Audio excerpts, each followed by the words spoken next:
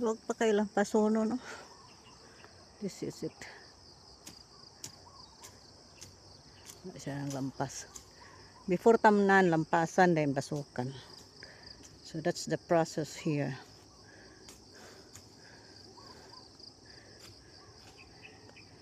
No? Grabe sagbot baga kayo.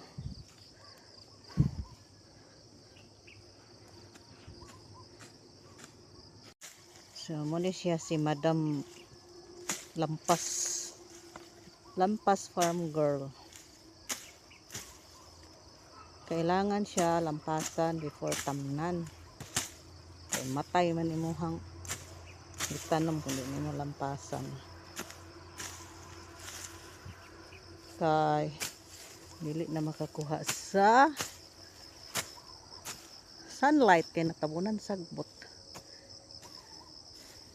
Besides this plantation, we have the sugarcane plantation.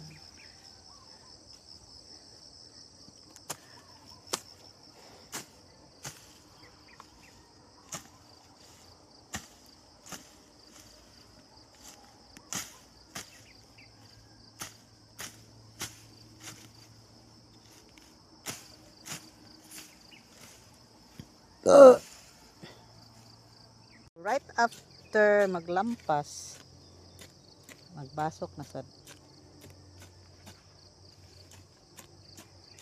Hindi mo basukan. Dali ra kay motorok ang sagbot.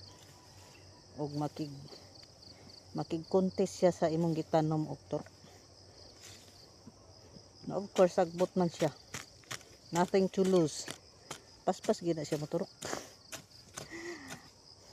Lupigan gid pirmi ang tanom. So, muna siyang logic behind lampas, basok, tanom. Ano.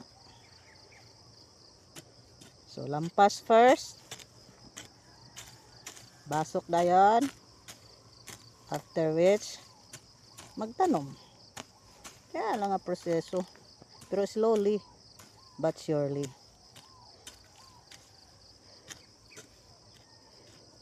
Tulog pa kayo ang basukanan.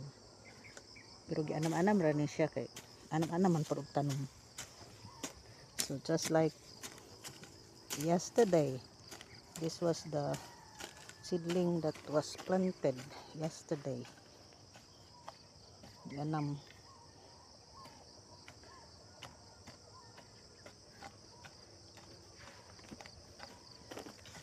So this is how it is done.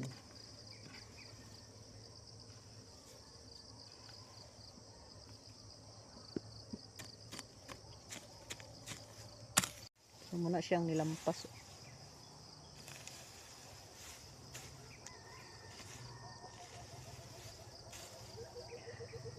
Usually good. Kana bitong na tree planting activities sponsored by the government agencies.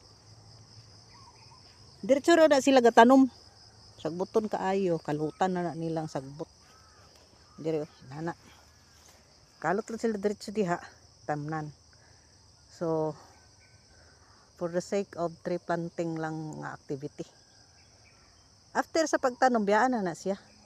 Wala man galing wala butangi og kaning coral ba nga dili ka nga kanang may balaan bitaw nga kana siya dai nga area na gitanom nga seedling. Wala na butangi biyaan dito after magtanom. Dayon, di na din balikan, di na gani bubuan sa tubig dayon. Di na kumustahon kung na turok batog wala. Ditso ra sila. So dili pwede dang inana kay daghan na kayo nag-tree planting nga walay tree nga nahitabo, walay tree nga niturok, walay tree nga makita. No sign of trees nga niturok kay wa man ati man na pagkahuman iguro nagplant. Tree planting ra man siya, dili man siya tree growing. So that is why kani dire serious ni siya nga tree planting. This is not some kind of activity or kanang assignment or whatever. Kuan, this is for the economy and the future, near future. Kay this is in preparation daw for farm girls retirement. Oh, by the time nga mag-retire siya from whatever she's up to, na siya'y hangad-hangaron nga mga trees, and naa siya'y kaunon nga mga fruits, simaon nga mga fruits, og naa siya'y birds nga mga kita sa nga padaghan diya sa up the trees ngayang tinanom. So this is how vast her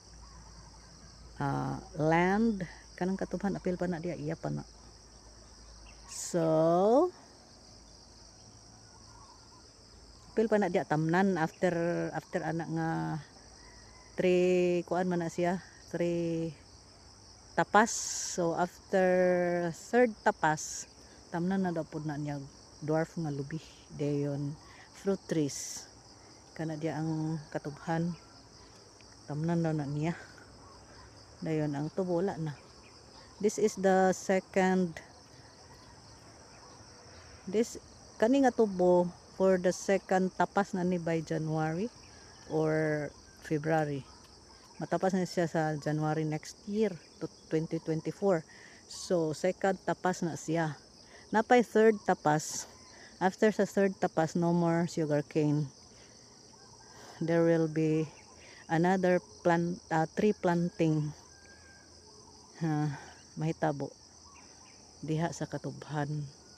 Dili na din na siya katubhan, kalubinan na din na kalubihan or kakahuyan or lasang. Na siya.